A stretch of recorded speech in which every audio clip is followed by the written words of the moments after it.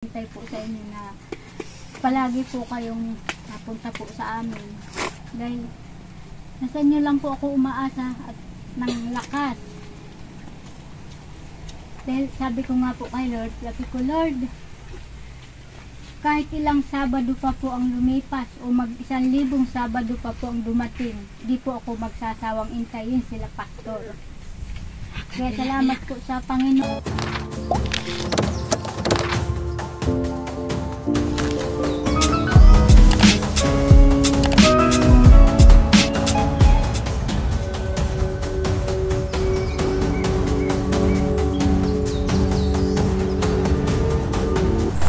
Okay, good morning po.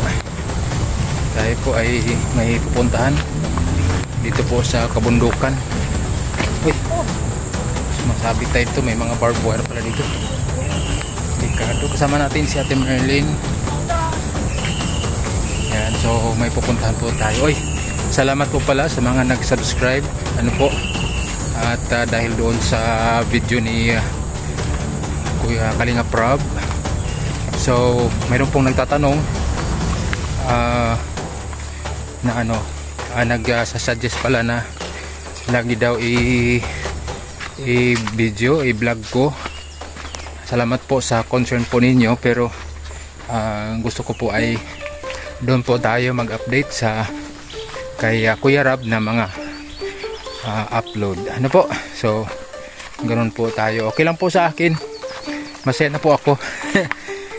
Ngunit salamat sa concern po ng mga nag-subscribe at saka nanood doon sa mga unang mga upload po natin patungkol po sa kambal. Ayan. So masaya po yung kambal. At yeah, mayroon din pong nagsasabi na ipapasyal sila bilang normal na tao, normal na kabataan, napapasyal na po namin sila po sa SM, nagkain po kami sa labas, sa dagat, po. So kung ano man yung mga anak namin, ganoon din po sila. Yan lang, hindi lang namin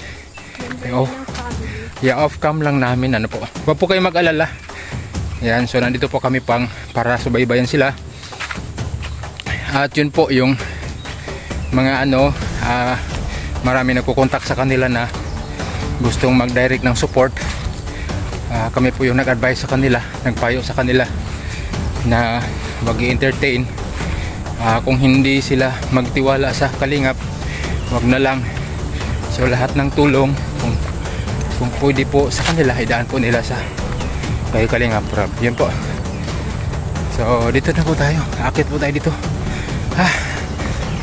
Kumusta Ate Merlin? So yun po yung ating puntahan. Meron po tayong mga kaibigan dito na mga tribo, katutubong Manidi.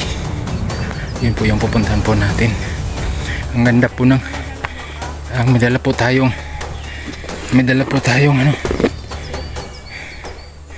pansit, pagkain.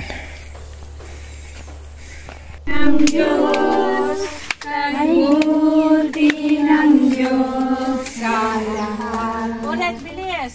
Kay-buti ng Diyos, kay-buti ng Diyos sa akin. Kay-buti ng Diyos, kay-buti. Sinasamba kita, dakilang Diyos. Mama.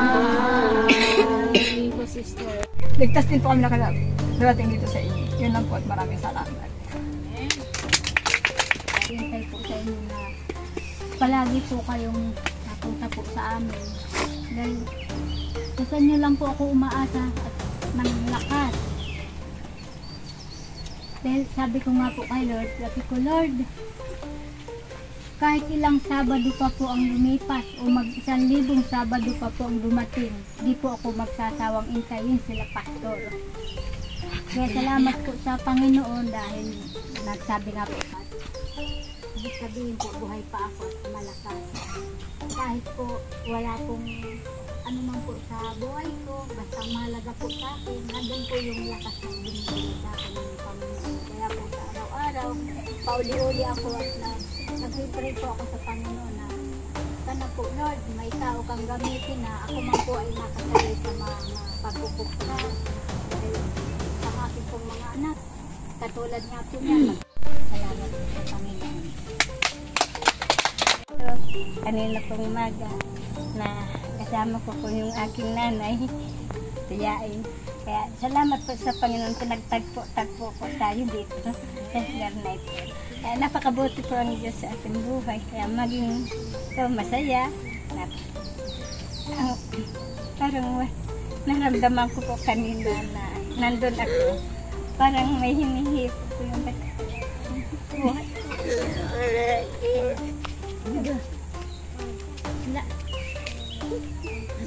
Sa mga pamangkin ko. Sa pangangailangan, araw-araw, nagpapasalamat po sa Panginoon. Andyan po siya. Hindi po siya na kukulang at kami naulang po nagkukulangan. Sa bundok, andyan pa rin po yung kalakasan. Kanina mga alas 4 po na ahon po kami para madali pong matapos yung aming kinukupra para mailabas na po. Ang sabi ng asawa ko po, dito ka na lang at samahan mo na lang mga anak mo. Sabi ko, hindi pwede, magkasama tayong mag-ahanap buhay para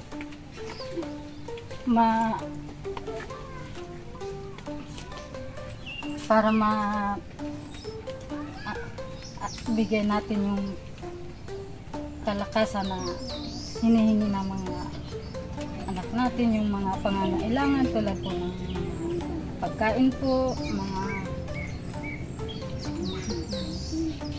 sa araw-araw na pangangailangan. Ano nga dito? Sabi ko, bakit ka ako may mga?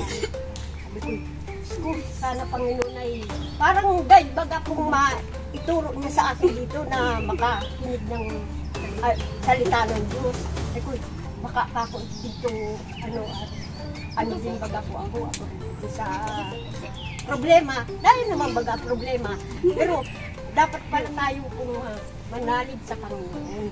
Yun lang po pala ang lakas natin para maano natin ang problema. Lahat naman problema ay may solusyon. May daan lang natin ang Panginoon. Yan lang po at maraming salamat po. May kutsara naman sila.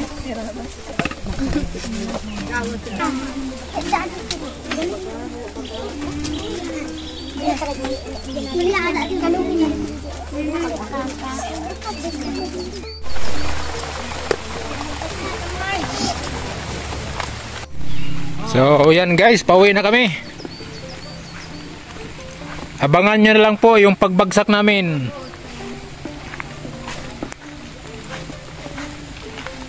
Galing ng bundok.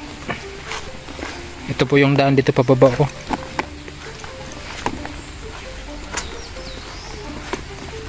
Ayan, salamat po sa mga nagdalaw ng akin pong munting channel. Salamat po. Gagawin mo akong break.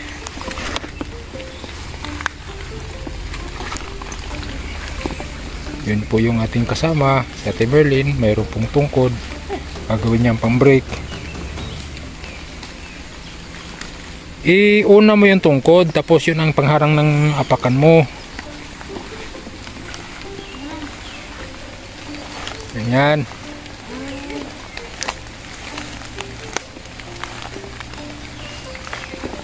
Nasa huli man tungkod mo. Ganyan pa sa unahan yan para pagaan yan ng katawan mo. Yan guys, madulas po guys.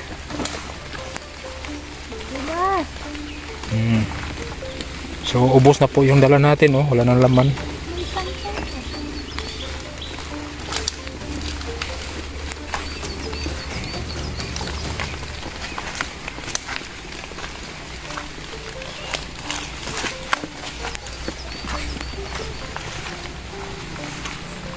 Ayan. Salamat po. Pauwi na po tayo. Galing po sa bundok. Patag na po ito dito.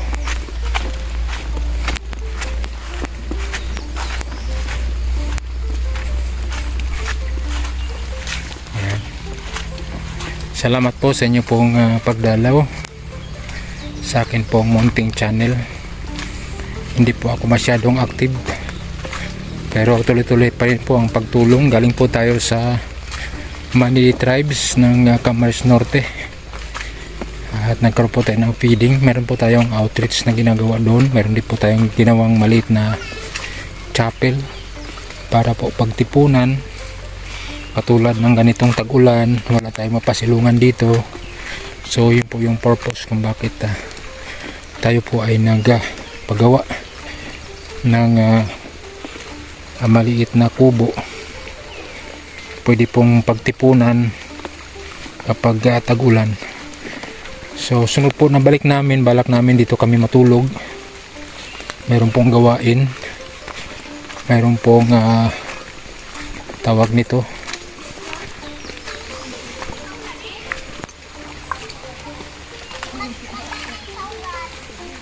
buti hindi po nagbaha. Mabaha po ito dito eh.